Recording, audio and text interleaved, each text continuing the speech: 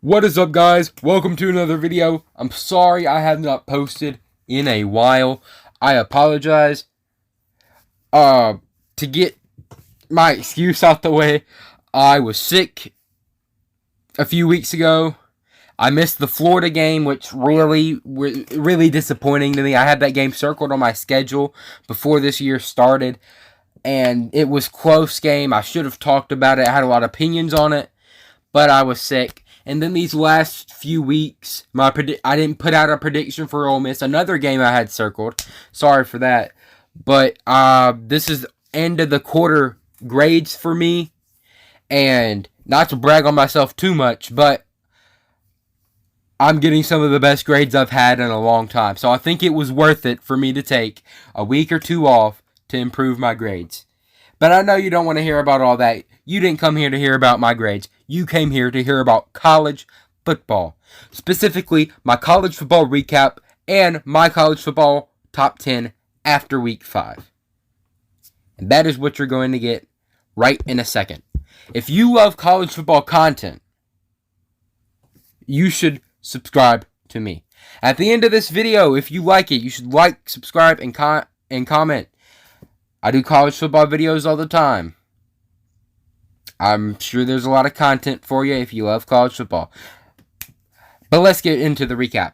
Number 5, Iowa beat Maryland 51-14. Very impressive win for Iowa, and I cannot state that enough. Going into this game, I predicted Maryland to have beat Iowa in an upset. I thought it was the perfect storm, the perfect brew of circumstances for Maryland to beat Iowa. I thought that Maryland was a very underrated team that many people were sleeping on. I thought that Talia Tungavailoa was a very serious Heisman contender that could get it done against a defense like Iowa's.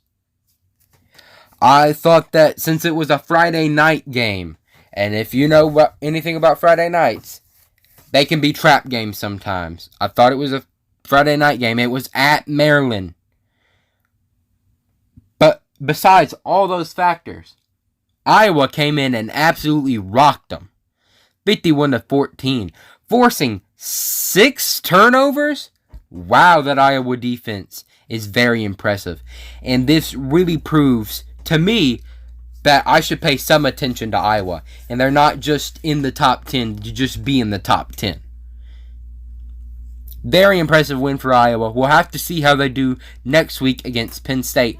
If you want to hear my opinions on that, later this week, I'll be doing my predictions for week 6 of college football, and you can hear my opinions about that game there. But yeah, like I said, Iowa beat Maryland. Very impressive showing for Iowa. I'll have to see more of them down the road. Next game. I don't want to talk about this one for too long, but I got to talk about it, at least for a while. Number 1, Alabama, Roll Tide, roll, beat number 12 Ole Miss 42-21. Wow. I am very impressed with Alabama's performance. I obviously didn't put out a prediction video. I did put out a little funny video after the game. You should go watch that. Get your popcorn ready. Get your popcorn ready. My popcorn was ready, and it was popped. But like I said, I didn't put a prediction out before the game. But my prediction before the game that I told my family and everybody else, my friends, my buddies, I told them that my prediction was 49-45. Bama wins this one in a close one. That did not end up happening. Bama dominated this game. The score might not say it. The score says we won by 3 scores. It felt like we won by 5 or 6 scores. I mean, what an impressive showing for this Alabama defense. And I know I rag on the defense a lot, especially these past few years, because I don't think they're up to Alabama standard. But they went out this game and really shocked me and gave me some faith in them. Now, it's entirely possible that they go out next week and F it all up again. But I hope they can continue with this. Because if we play like this, we can stop any team in college football. And I'm not saying that lightly. I mean, you have Lane Kiffin, one of the best offensive masterminds in college football. You have Matt Corral, a Heisman contender. A team that put up 48 against us last year. and you hold them to 0. 0 in the first half.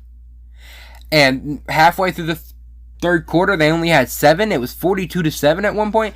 I mean, absolutely monster. I think we could have finished the game better, of course. Same thing Nick Saban said. But I'm not too mad about this at all.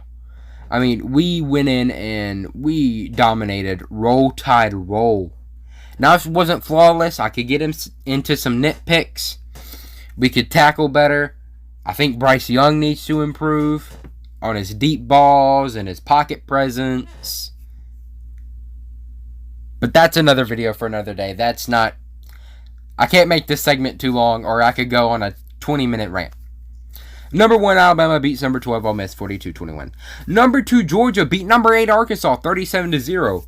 I just talked about an impressive performance with Alabama. Georgia might have had an even more impressive performance.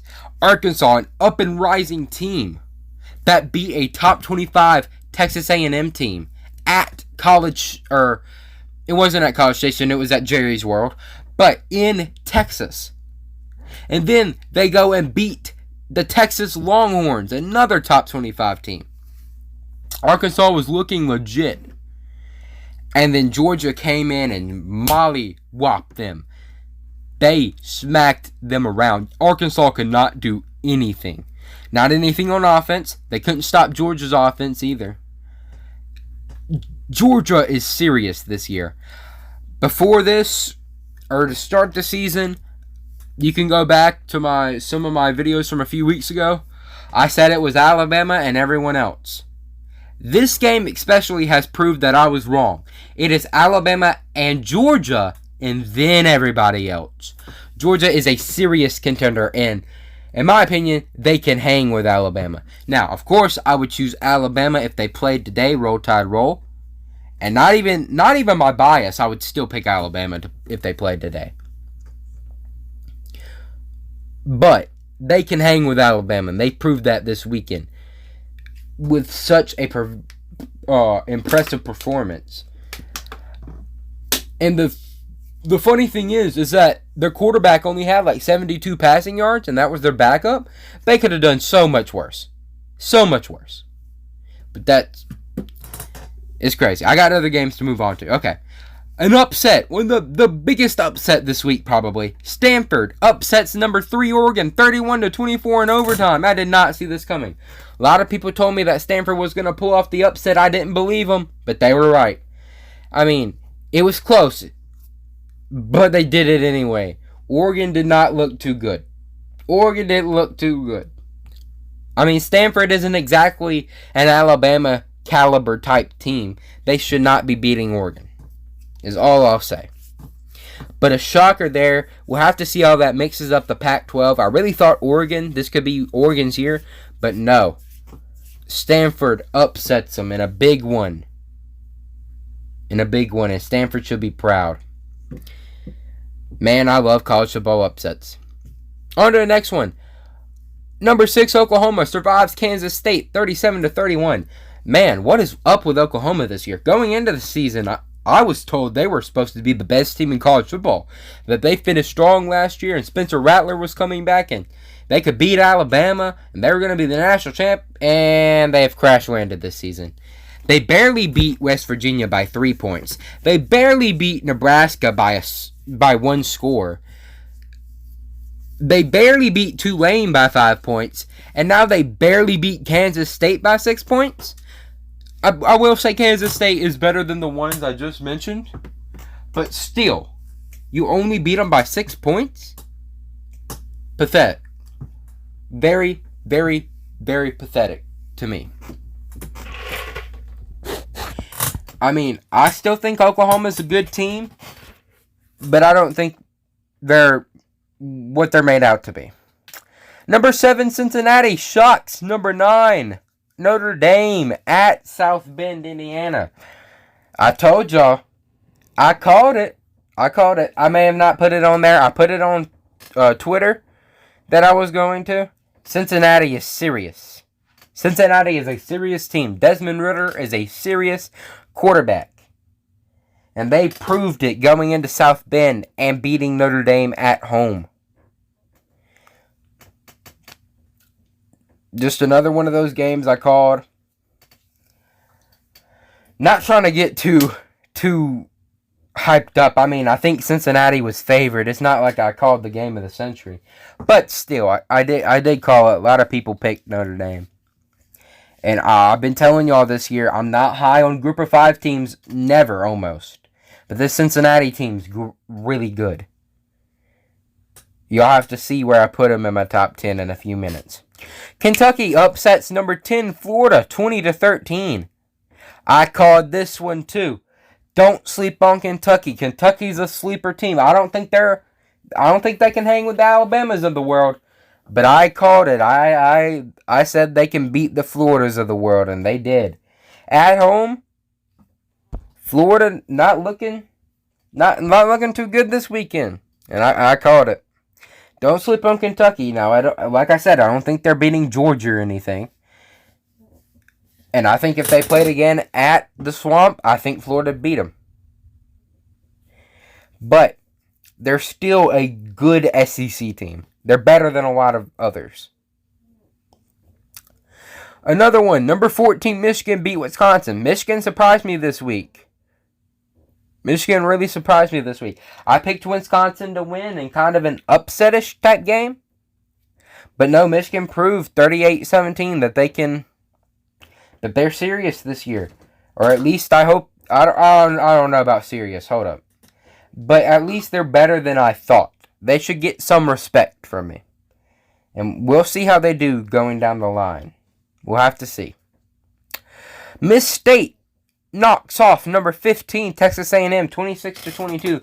Big shocker here. A&M not doing so hot this season. Beat by Arkansas and now beat by Miss State. They're already a 2-loss team. They got to go play Alabama this weekend. Probably going to become a 3-loss team. It's not looking good. But big win for Miss State. Crushing loss for Texas A&M. Jimbo needs to get it together. And the last game I want to cover. Number 22 Auburn survives LSU 24-19. I don't want to linger on this too long. I don't like Auburn. I don't like LSU. I wish both of them could lose, but it don't work like that. It don't work like that. Auburn barely survives. I gotta listen to Auburn fans talk. I gotta listen to them talk about Bo Nix. Blah blah blah blah blah blah blah. I'll just be happy when we beat them this year. I'll say that. Well, that was my recap. Let me move on to my top 10 this week. At number 10, I have the Ohio State Buckeyes. They went out this week, absolutely mollywop Rutgers, which is an underrated team. Not anything great, but an underrated team. And they absolutely put on a show this weekend. I think Ohio State has a good chance to hop back into the college football playoff hopes. I really think they do. I mean, if they win out, they'll be in there. But only time will tell. Number 9, I have Michigan State. Michigan State's a slept-on team also. They're undefeated right now. They have Kenneth Walker, one of the best players in college football right now. One of the best running backs in college football right now. Don't sleep on Michigan State. I think they can win a lot of games down the line. But like I said, only time will tell. Only time will tell. Number 8, Oregon. I had to move them down. After that loss to Stanford. It was a pretty bad loss, but at least they lost in overtime at Stanford's field. I give them a little bit of a leeway. Not too much, though. Not too much. We'll have to see how they do. They still had that win over Ohio State. I think it's impressive. We'll have to see. At number 7, I have Michigan. Michigan really proved something to me this week when they beat Wisconsin. I already talked about this just a few seconds ago. And they're undefeated right now. They take that number 7 spot for me. At number 6, I have Penn State. Their only signature win came against Auburn by 8 points. I don't think that's too impressive of a win, in my opinion. But I still think Penn State's a good team. We'll have to see how they do against Iowa this weekend. And then they can move up. So if you're a Penn State fan that's butthurt over them being at 6 when they should be at like 4 or 3 in your opinion, If they really should be at 4-3, then they'll prove it this weekend. I'll say that. At number 5, I have the Oklahoma Sooners. I mean, they're undefeated. I got to put them up there, but barely. But they're skating by. Struggle wins everywhere. But they still have an experienced quarterback. They still got Lincoln Riley. Excuse me. They still got Lincoln Riley. I got to put them up there. Number 5, Oklahoma. Number 4, Iowa. I already talked about them at the beginning of the video. Very, very impressive win over Maryland. They'll prove this weekend, if they beat Penn State, they can jump to 3. They can jump to 3 if they beat Penn State. But at number 3 right now, I have the Cincinnati Bearcats. You might be mad at me, and I get it. Usually, I would not even think of putting a group of 5 team this high. But like I said, Cincinnati really stands out to me this year. I think they're really good. They can run the table and make the college football playoff. They really can. I mean, they've proved it. They beat Notre Dame. That was their test this year. Now they just got to do the rest and run the table. Run the table. Desmond Ridder is a great quarterback. That whole team is very good. And they'll prove it to some people. They'll prove it to some people. And then number 2 and 1 should be very, very obvious. At number 2, I have the Georgia Bulldogs. Like I said, very impressive win over Arkansas. Very, very impressive win. Can't wait to see what they do. I mean, I think they're going undefeated and going to Atlanta for the SEC Championship. Going undefeated in the regular season. And at number 1, I have the Alabama Crimson Tide. Roll, Tide, roll. I mean, the defending national champs, and in my book, in my rules for my top 10, is that the defending national champion does not lose their number 1 spot until they lose. No matter how bad they play, no matter how bad they skate by, no matter how good the team behind them looks, they don't lose that number 1 spot until they lose. They're defending champs. They're coming off, and if they haven't lost yet, then they don't need to move down. They have nothing to prove. But it isn't even the way in that case with Alabama. I'm just trying to ease some egos of these Georgia fans that I can already hear in my comment section.